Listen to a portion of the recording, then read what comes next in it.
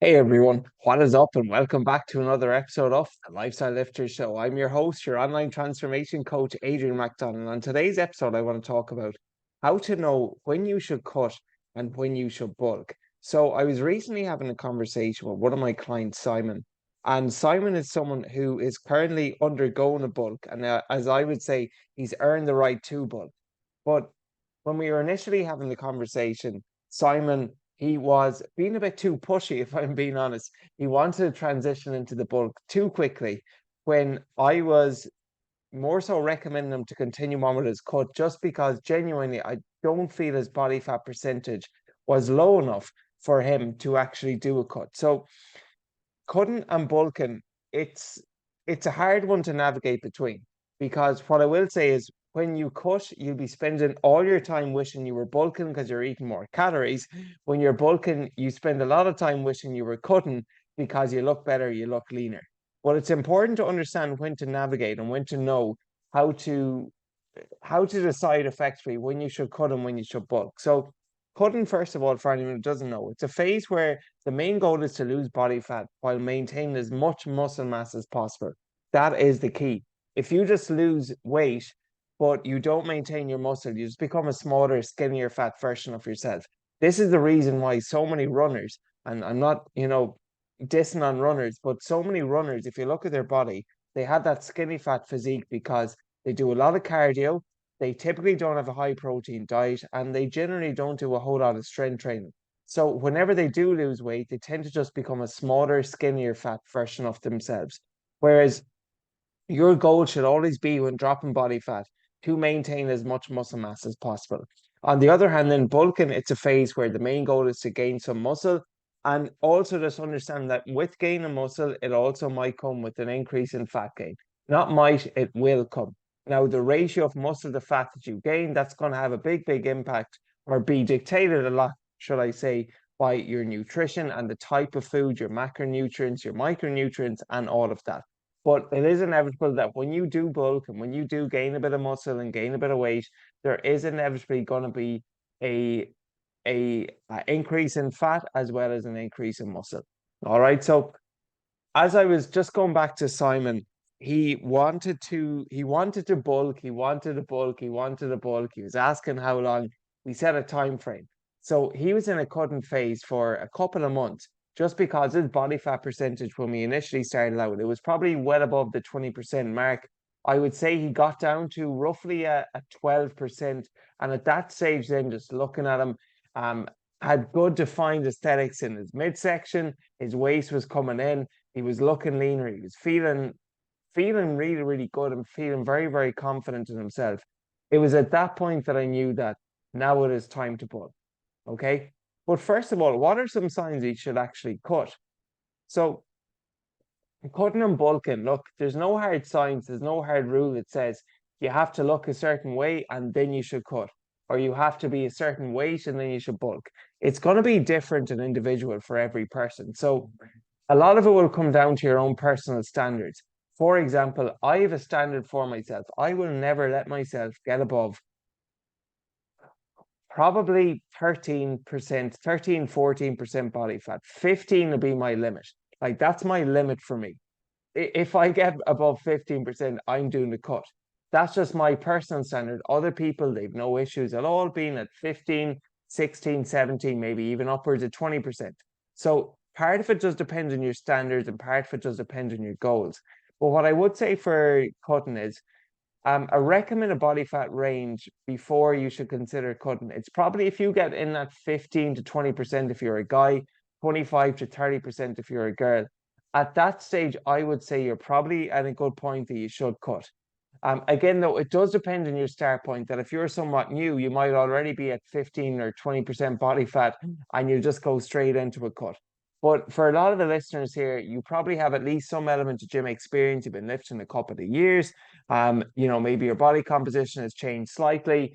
You probably have never got a full defined six pack. You've probably never got too overweight. You're probably somewhere in the middle. So for anyone there in that bracket, what I would say is maybe that 15 to 20% for a guy and 25 to 30% for a girl is when I would recommend that you should start doing a cut again, but everyone is different, but that's just a general time frame. Now, also other signs like performance plateaus that God, you're not really sure if you're maintaining or you're not really sure if you're gaining, but you're not really doing much in the gym. Your weights aren't improving, your lifts aren't improving, you're not feeling leaner, you're not feeling stronger, you're doing neither really. That might be a sign that look, you should commit to one or the other and not try to do both. And maybe just personal aesthetics and feel as well. That how you feel and look in the mirror and psychologically too. That if you just wake up every day and you're feeling, God, I feel a bit overweight, I feel a bit fat, I don't like the way I look in the mirror. I'm seeing a lot of body fat, I'm seeing my face look a bit chubby, I don't feel as comfortable in my clothes. That can also just be a sign that you need to do a bit of a cut. And this was a conversation I was just having recently, actually this week with one of my clients, Stephen. And Stephen went on a cutting phase for about 12 weeks. And now he's 12 weeks, 12 odd weeks into his bulking phase. But we were just having this conversation. He said, honestly, man, even though at the time I was doing the cut, it was difficult, I was in a calorie deficit. He said, he'd have no problem taking his top off and just he'd feel 100% confident no matter what the setting alone. I'm not saying that he did that, but just if that opportunity was there, if he was at a beach or anything, or he's even saying just walking around the house because he works sometimes remotely from home, he'd have no issues at all walking around with his top off. Whereas now he's about 12 weeks into the bulk, his calories are at 3,500, and his weight is very, very slowly increasing, which is a frightening thing that I'll have to bump them up even more. But he just says with all the volume of food and the amount that he's eaten that he doesn't just feel as good. He feels a bit bloated. With the food volume, he doesn't feel as lean, and that sometimes he doesn't feel as confident. So what we're going to do with Stephen is we're going to continue on doing a bulk for probably another 8 weeks, and then that will lead us nicely into the Christmas season. So as of recording this, it's the last week in September 2023. And we're gonna do this for the next 8 weeks, and then we're gonna do a mini cut, which is where we'll just focus on doing a bit of a cut leading up to the Christmas period because it'll probably be over consuming calories there slightly with night outs, events, alcohol, etc. So that's one way to navigate it, but that's also a factor too when you should decide when you want to cut. Just again, personal aesthetics and how you feel and your own body confidence in yourself. Okay. Then what are some signs that you should actually start bulking up? So if you're underweight or you're too lean, there is a risk associated with being too lean. It's not optimal for your hormones, your energy levels as well, and your recovery. So you could be feeling constantly drained, noticing slower recovery after workouts. You just feel a bit lethargic. You feel maybe mentally you're not able to think as clearly. Um, they're all signs that you should start bulking, and you just lack a lot of muscle definition. So, you don't have a whole lot of visual strength or visual muscle there in your body. Your body composition maybe isn't great. You feel a bit skinny, you look a bit skinny. You can just go straight into a bulk. But also then if you're just too lean and you're very, very lean and your energy levels are very low, and I'll hold my hand up, I've been guilty of this in the past, of just wanting to stay too lean and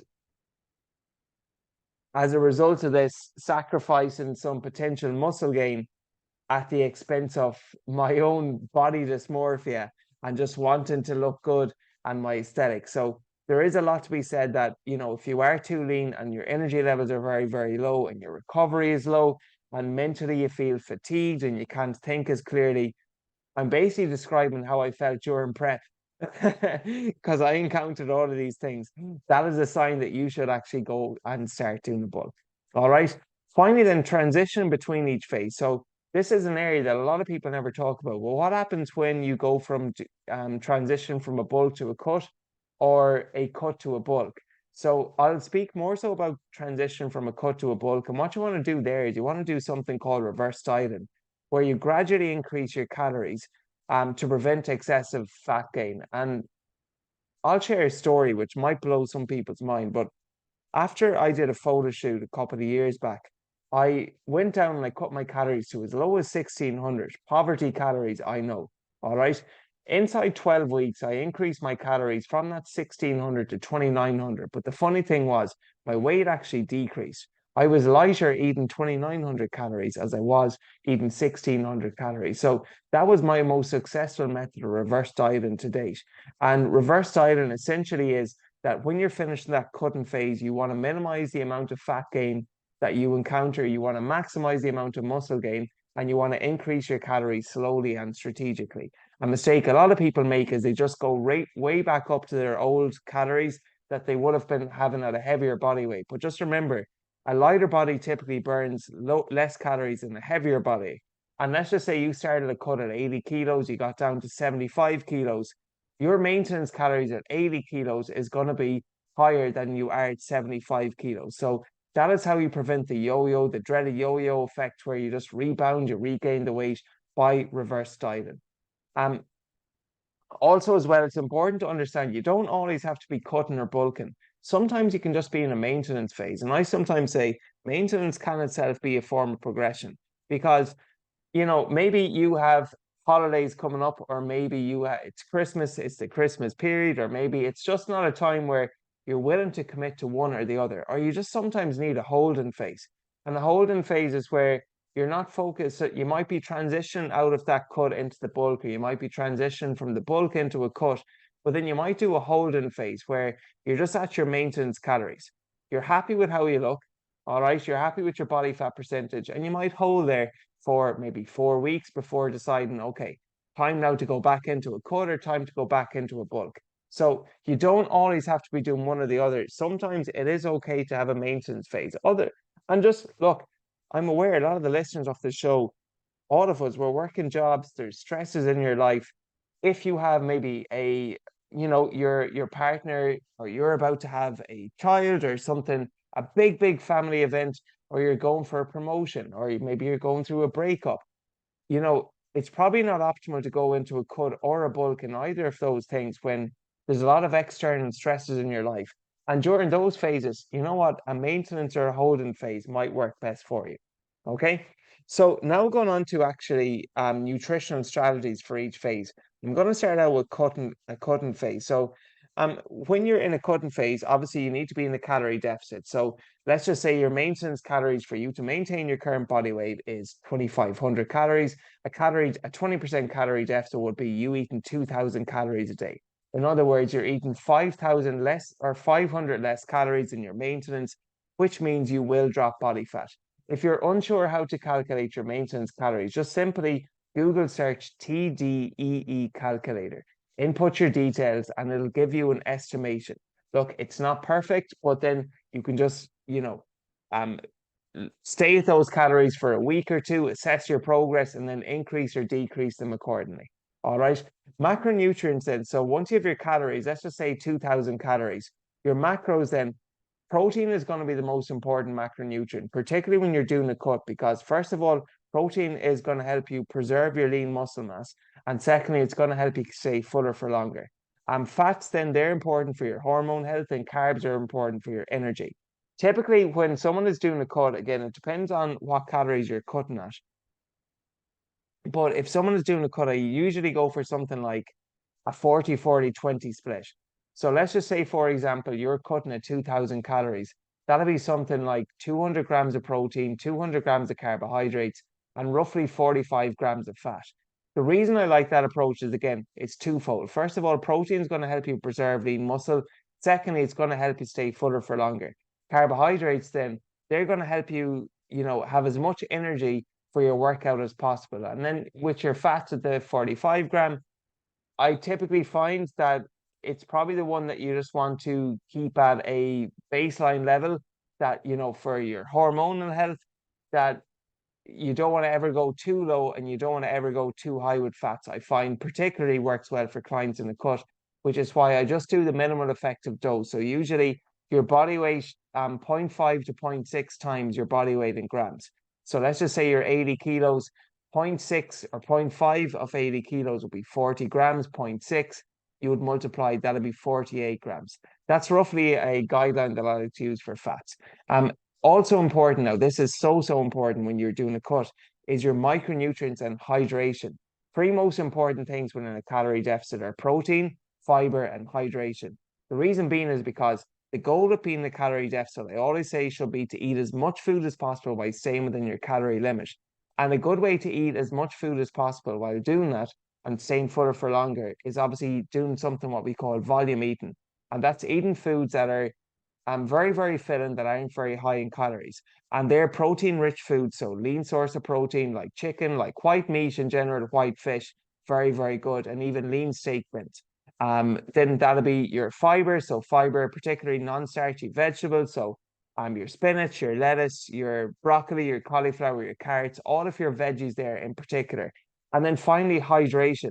How often do you mistake being just dehydrated or being hungry with being dehydrated? So if you can have a good protein intake in a calorie deficit, continue to eat a lot of vegetables in particular, and stay hydrated, it's a very, very good and effective formula for staying fuller for longer and not going to bed starving. On the other side, then, nutrition for bulking. So obviously you want to be in a calorie surplus, all right? But you don't need to be in a huge calorie surplus. Again, it is context dependent. Everyone's going to be different, but I would generally recommend something like a 5 to 15% calorie surplus. So let's just say again, your maintenance calories are 2,500. A 10% calorie surplus would be eating 250 extra calories. All right. A 15% would be 375 extra calories, where the 5% would only be 125. I typically recommend a 5 to 15% of your maintenance calories increase by that. For a lot of people, it's just bumping up your calories by maybe 300. And that's typically a general, decent guideline. And going back to my story with your metabolism, as your maintenance calories increase, so too should your gain in calories. So let's just say, for example, that your maintenance calories when you started out your bulking phase were 2,500. It's not unnormal for your maintenance calories to increase to 2,800. But if you're eating at 2,800, which you think is a bulk for you, but you're actually only maintaining, you should really be having an extra 300 calories and eating at 3,100. So typically your maintenance calories will adjust as you bulk and as you cut. And it's important that you what you call it, you cater for that in your calorie surplus or in your calorie deficit. Then what I will say is macros for bulking. Protein is very, very important. And I would recommend typically 2 grams of protein per kilo of body weight. So you're a guy, you're 80 kilos times two, 160 grams. You don't need to go much higher than that. But what I would say is the macronutrient would be carbohydrates, and really, really pushing those, because carbohydrates and pushing those for a bulking phase, it's just going to help you use that extra carbohydrates. What do? They give you energy, and use those for your workouts to get the absolute most out of it. Because what's so important of bulking is two things: calorie surplus, and also your training and your intensity you're bringing to your training, which I'll speak about in a moment. But the more intensity, the more effort you can bring into your training, the greater the amount of muscle you're going to build, and it's going to minimize the amount of fat you're going to gain. Remember, the goal of doing a bulking phase should be to gain as much muscle and as little amount or the least amount of fat. That's going to come from your training. That's also going to come from being in a calorie surplus. And finally, the difference between clean bulking and dirty bulking. Dirty bulking is a silly and stupid thing to do. I'll say that again. Dirty bulking is a stupid thing to do. Why would you want to gain so much fat and look like a freaking piece of bubble gum and not be able to function and not be able to look good or feel good when you're gaining? Your nutrition, yes, you don't need to be as strict as you are when you're doing a cut, but it's just silly people dirty bulking and just having a gallon of milk and a bowl of cereal and just having takeaways and all of that. You're just making the job so much harder for yourself whenever you do a cut again. So I would say apply the 80-20 typically when you're doing a bulking phase. That, 80% are coming from single ingredient whole food, 20% your calories from more, processed foods, if you want to call it that. Okay. But I don't recommend essentially doing a dirty bulk, because it's really just, in my opinion, anyone who does a dirty bulk, it really just tells me they lack discipline. And they just want an excuse to eat a lot of chocolate, to eat a lot of processed foods, to eat a lot of junk, to have a lot of takeaways, with the excuse being that, yeah, I'm doing a bulk, bro. It doesn't really matter. This is the gaining phase that I'm in. All right. You still need to have discipline when you're doing a bulk, not as much as when you're doing a cut. But if you want to eat like an adult, eat like an adult. If you want to eat like an asshole, eat like an asshole, but you're not going to look the best after it. So that is why I don't recommend doing a dirty bulk. Finally, then, um, one thing that I would recommend though when you're doing a bulk, and I was just having this conversation with Brian, a client of mine yesterday, and again, he's someone who's doing a gaining phase at the moment, but he's finding it hard at 3,200 calories to eat all that volume of food, given that he's only 65, 66 kilos. But one thing I actually told him was to lower his vegetable intake, to lower his protein intake, and just to keep those at a maintenance level. Because going back to what we said with a cut, the goal of being in a cut should be to stay as full for long and to eat as much food as possible while staying within your calorie deficit. But if you have to eat a lot of food and a lot of volume of food, and you're just eating a lot of vegetables, a lot of broccoli, a lot of boiled white potatoes, a lot of oats, a lot of lean meats, you're filling a lot of gaps there. And it might seem like you're eating a large volume of food, but you might be eating a large amount of calories. So that is why sometimes it's good to not have an overly high protein intake and to not eat a lot of vegetables when you were bulking, because otherwise it can be hard to get all the volume of food in. And another little tip that I would give for anyone in a bulking phase is try to drink some of your calories. So I recommend my clients, they have my post-workout Mac Lifestyle Shake, which is essentially 1 scoop of protein, 100 grams of oats, a banana, and you mix or blend that up. But you can add more volume to that if you wanted. So you could just have 1 scoop protein, 200 grams of oats.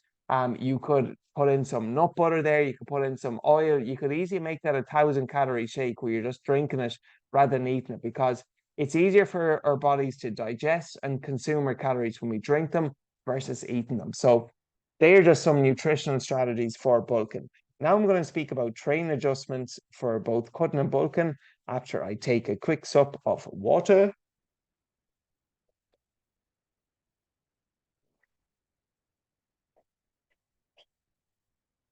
Whenever I talk for too long, I was the same when I was teaching. My mouth just becomes very, very dry. And I just feel sometimes I slur my words. So that's why I need to stay hydrated too. But now going on to training adjustments for cutting and bulking. So starting out with cutting, look, there's no real difference, what I would say, between training for cutting and bulking. There's a few small deviations. So for example, you still want to prioritize strength and maintaining your muscle mass. You probably will not be able to gain a whole lot of strength. You probably will notice that your lifts, they're probably not going to increase. You might, and you should be able to maintain them as best as possible. You might potentially drop a small bit in performance wise just because you have a decrease in calories, but you still want to stay as strong as possible. So you're still going to be lifting weight. All right. Now you'll need to be doing a bit more cardio typically. So the recommended cardio that I would suggest for anyone doing a cut would be just low intensity steady state. So that could be incline walking on a treadmill, that could be elliptical, that could be a bike. Um, it could be a run as well. Just what I find with running is it's more taxing on the body. It takes longer to recover. And typically after a run, you tend to be very, very hungry. And you might actually eat back an excess amount of calories and put yourself from being in a calorie deficit to a calorie surplus. So I like something like 30 to 60 minutes of low intensity steady state cardio, whether that's on the bike, incline walking, on the step master, some people like to do on the elliptical. Choose your cardio yourself. And then finally, yeah, just managing fatigue then is going to be a big, big thing as well. So you cannot always add, and simultaneously subtract. So if you're taking away calories, you can't always expect to add a lot more training volume. You want to do the minimum effective dose of volume in the gym, which is what amount of training, what's the least amount of training that I can do that's going to help me maintain your muscle mass. That's going to be different for everybody. Whereas when you're bulking, then progressive overload is going to be very, very important. So your lifts should be going up during the session. All right. You want to be focusing on, getting stronger, whether that's adding more weight to the bar, being able to do more reps, improving your technique, getting more volume in. But you should start seeing strength increases over a cycle of training of maybe 4, 6, 8 weeks, however long you're doing your training phase. And that's also then it's so important. You're actually giving your body enough chance to rest and to recover in between, because you can only train as hard as you recover. And just think, you actually don't gain muscle in the gym. You gain the muscle outside the gym when you recover from it. So when you train very, very hard, let's just say your body's baseline state, it decreases and you actually go into a phase where your body now it feels a bit weaker, all right, because you've pushed yourself that bit harder in the gym and you're in a recovery phase. And only when you get out of that recovery phase and you go back to that maintenance phase again, where your body is fully recovered, you will be able to push your performance in the gym again. But if you're not getting enough sleep, if you're not eating enough food, if you're not managing your stress, and you're just pushing, pushing, pushing, but not giving your body a chance to rest and recover, you're not going to encounter the maximum amount of muscle gain. All right. So it's important that you actually prioritize rest and recovery in both the cutting and a bulking phase. But bulking, the big thing is training intensity. And that's why I recommend with your food that you push your carbohydrates around your workout so you can really bring that intensity. All right. Finally, then, just a few other things. So, mental and emotional aspects to think about when you're cutting and when you're bulking, because look, I'd admit myself that I've had my own challenges with body dysmorphia, and I've always been married to just being super, super lean year round. But when I shift my focus and put so much attention on how I look, I sometimes move away from actually how I'm performing. So this time around now, I'm doing a bulk and a gain in phase, and I really want to commit to it. And I do know that I'm not going to have the aesthetically visual abs that I would have had during my bodybuilding prep. And I really love being lean. Like I really like being lean. I like the way I look. I feel very, very confident. But if I'm always this lean, I'm just leaving a lot of gains in the table because I train hard in the gym. I push myself quite hard. But if I'm not eating enough food to actually gain muscle, it's kind of like, you're trying to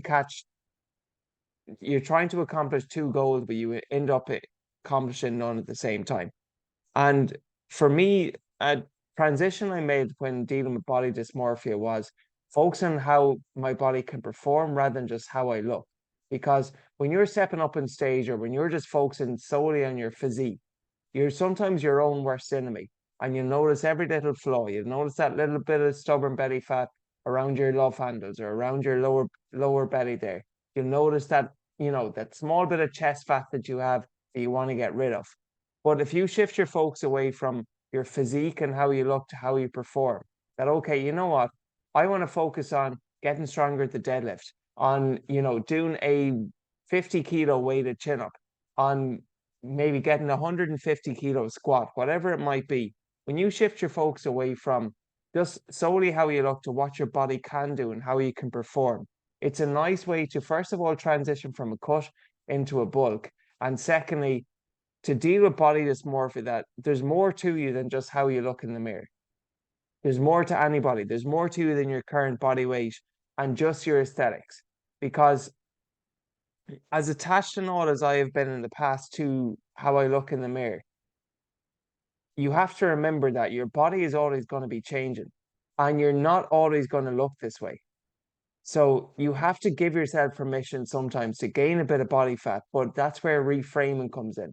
And just reframe it as an opportunity for you to gain muscle, to look better in the long term when you do a cut again, because you'll have more muscle mass to fall back on. All right. So you just have to, wave through the psychological aspects of cutting and bulking.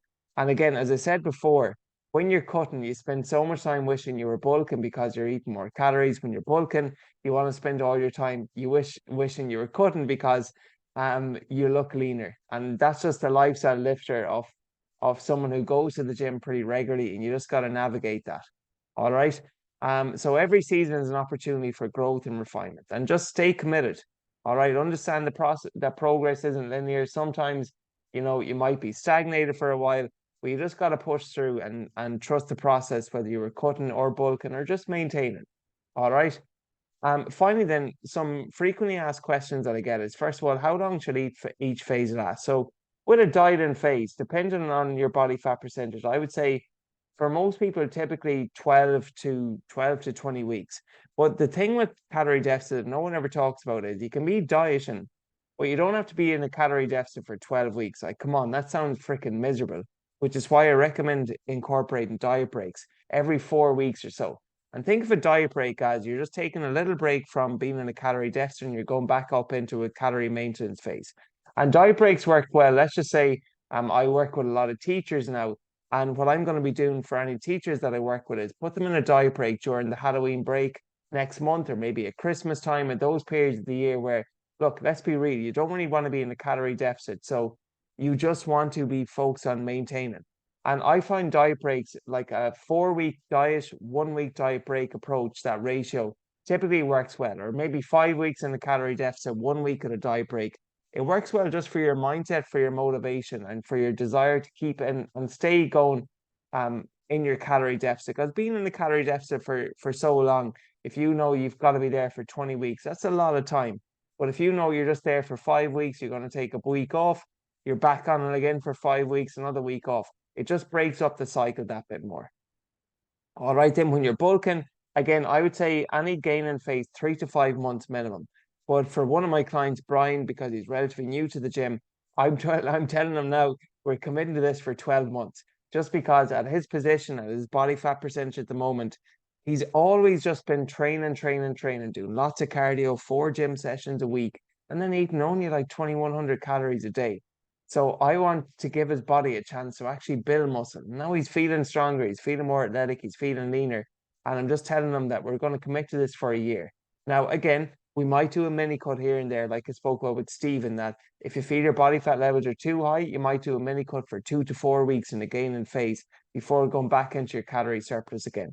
Again, it's going to be so individual. I'm just speaking to the masses here. All right. And finally, then, can you recomp, which is losing fat and gaining muscle at the same time? And the answer is yes, typically in 3 scenarios, 4 scenarios. Number one, if you're a newbie and you haven't any experience at all in the gym, you can definitely do both. Secondly, if you're detrained and you might have taken a break for like a year or two, and then you're coming back into the gym, you're typically in a good position after returning from a long layoff that you should be able to gain, build muscle and lose fat simultaneously. Also, if you are taking steroids, you will be, well, you're in a better position at least to be able to gain fat or gain muscle and lose fat simultaneously. And finally, if you were skinny fat, a physique that I would have had myself, typically people who are skinny fat, they have a faster metabolism, because if they didn't, they would just be fat rather than skinny fat. And that's not shaming anyone who is overweight or anything. That's just usually the way it is. And typically people who are skinny fat, they're in a good position to lose fat and gain muscle simultaneously. All right. So that is all for this week's episode. So I hope you got a lot of value from it. First of all, wherever you are in your transformation journey, you might be wondering, should I cut, should I bulk? Hopefully you understand now the body fat percentage and ranges for cutting and for bulking, and when you should decide to do one or the other. And then we spoke about as well about the training, the calories for the training and nutrition for both cutting and bulking, dealing with the mental, the psychological side of things, the body dysmorphia. And we spoke about as well about the importance of maintenance phases. And just sometimes you don't need to be doing one or the other, and you might just be maintaining. We spoke about diet breaks, we spoke about mini cuts, we spoke about a lot. So hopefully you got value from the show. And if you did get value from the show, just please pay the fee. All right, I put a lot of time, put a lot of effort into these podcasts, and the fee is very, very simple. It's not monetary, it's just value exchange. So if you did learn something new, if somebody you know would benefit from this, or this just made you laugh, made you think, change your perspective, please share the show. All right, share the show with a friend. Word of mouth is a really, really powerful method of growth. And secondly, please subscribe. I am noticing an increase in subscribers every week, and I've been told by someone who is big in the podcast game that the best way to get your podcast to grow is to increase the amount of subscribers you get. So please, if you're not already doing so, I would appreciate you subscribing. If you want to learn more about me and what I offer, so my Instagram is Mac Lifestyle Fitness. So that's MC Lifestyle Fitness. And also then I'll post links to my website about working with me one-to-one. But for anyone listening this far, I have a free giveaway as well, and it's called the Skinny Fat Fix. Because as I mentioned, when you're skinny fat, you're typically in a decent enough position to cut or to bulk, but often people are unsure which one to do. So I've actually created a free giveaway where I speak through your training, I speak through your nutrition, how to navigate your calories, how to navigate your protein. And I put it all together in an ebook, which a business mentor of mine I'm working with thinks that I should be charging for, but I'm telling them I'm giving it away for free. So I'll post a link for that as well in the show notes. What you want to do is you just want to click the link onto it. This is going to be applicable whether you're listening to this in 2023, 2024, or 2030. Okay, I'll post a link there. Just click the link in, you input your email, and then you'll be sent the ebook, and hopefully you get value from that. But that is all for this week's show. Thank you so much for listening, Lifestyle Lifters. Hope you enjoyed the show. And until next week, I hope everyone has a fantastic week.